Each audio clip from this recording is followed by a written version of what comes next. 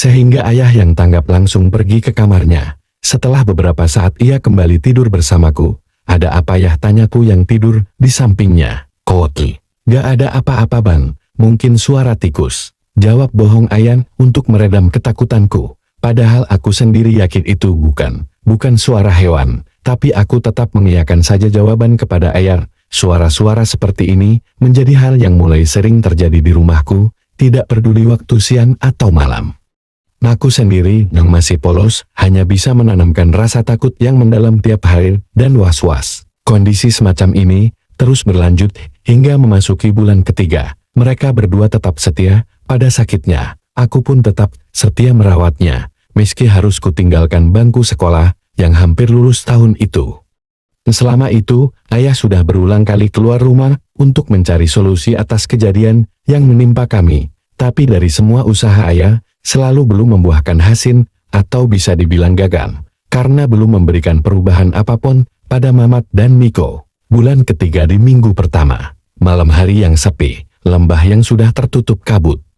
Aku yang sudah tertidur samar mendengar lirih gesekan parang yang diseret seseorang dari luar memutari rumah kami. Aku hanya diam saja dalam posisi tidur, karena ku tahu ini semua makhluk setan yang sedang menggangguku.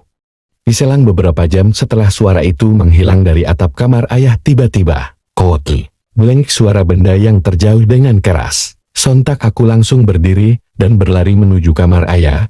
Kunyalakan lampu kamar. Sinar bohlam lampu putih yang terang menyinari kamar ayah. Mataku memandang dari ujung ke ujung kamar, tidak ada apapun. Semua benda dan letaknya masih tetap sama. Tidak ada yang bergeser sedikit pun. Koki. Huyek. Suara batuk dan muntah ayah. Telingaku yang mendengar suara dari ruang tengah. Telapak kakiku langsung berjalan menuju sumber suara tanpa mematikan bohlam putih kamar ayah lagi. Kenapa ya?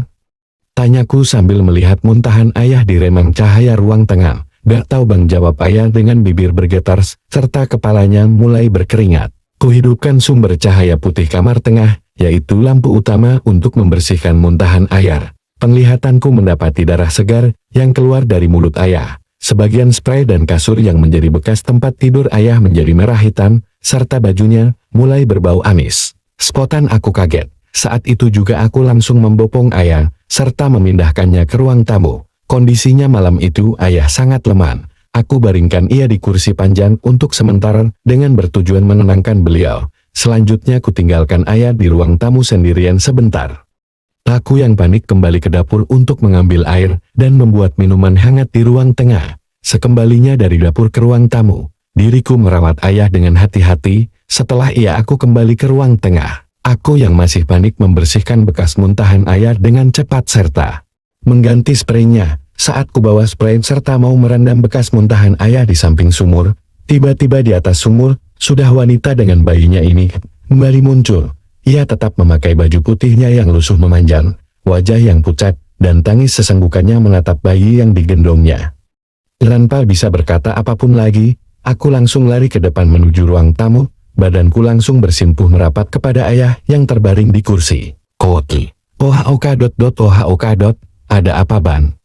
Tanyanya sambil mengelus pelan kepalaku. Wanita di dapur muncul lagi ya, jawabku dengan wajah yang kubenamkan ke sofa tempat berbaring ayah. Sabar ya bang, jawab ayah pelan. Sejak malam itu, ayah ikut tergolek lemas di rumah. Ia merasa tubuhnya panas terus meski besoknya sudah berobat ke dokter. Akhirnya lambat laun ia ikut terbaring juga bertiga di ruang tengah. Kini tinggallah aku satu-satunya yang masih sehat di keluargaku, tapi ayah masih bisa bicara, melihat dan sesekali berjalan, tapi jalannya terbatas di rumah saja, karena kondisi fisiknya yang lemah. Kegiatanku saat pagi menjadi bertambah untuk merawat ketiga anggota keluargaku. Terkadang aku juga minta bantuan Pak Slamet ketika ia berkunjung ke rumahku. Bulan ketiga di minggu pertama akhir, tepatnya hari Sabtu. Malam yang tak pernah aku inginkan. Sehabis isya, saat aku duduk santai di teras sendirian mengusir kebosanan, kulihat Intan dari kejauhan keluar dari rumah depan sedang berpeluk mesra dan manja bersama Angga.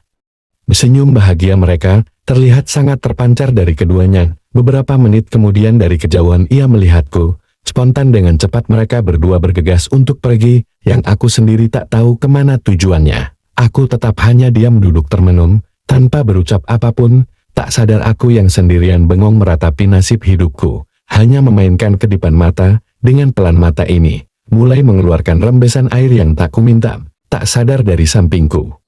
Ada tangan hangat meraih pipiku untuk menyeka rembesan air dengan pelan. Koki, sabar bang, maafkan ayah, kata ayah yang mulai duduk di sampingku. Iya ya, Dino, tak apa-apa, jawab singkatku, untuk menutup sesak dan sedih di dadaku, meski lebih sedih ketiga anggota keluargaku yang sakit saat itu. Masih dalam suasana sesak di dada, langkah ini langsung masuk ke dalam rumah bersama ayah, untuk menemani Nikoy yang masih belum bisa bicara, dan memijit mama, serta ayah. Mataku yang sudah mengering hanya fokus melihat acara TV di rumah, hingga tak terasa waktu sudah tengah malam. Saat mereka sudah tertidur semua dari halaman rumah, aku mendengar suara ada langkah anak kecil sedang bermain berlarian. Seingatku tetangga terdekat di sini cuma 2 rumah, dan tak punya anak kecil. Kalaupun ada anak yang bermain, pasti siang hari, tapi hal itu jarang terjadi di halaman rumahku. Dengan hati yang masih sesak, aku berjalan ke jendela serta menyelingkap sedikit selambu ruang tamu untuk melihat siapa gerangan yang main di tengah malam ini. Sesampainya di jendela depan, mataku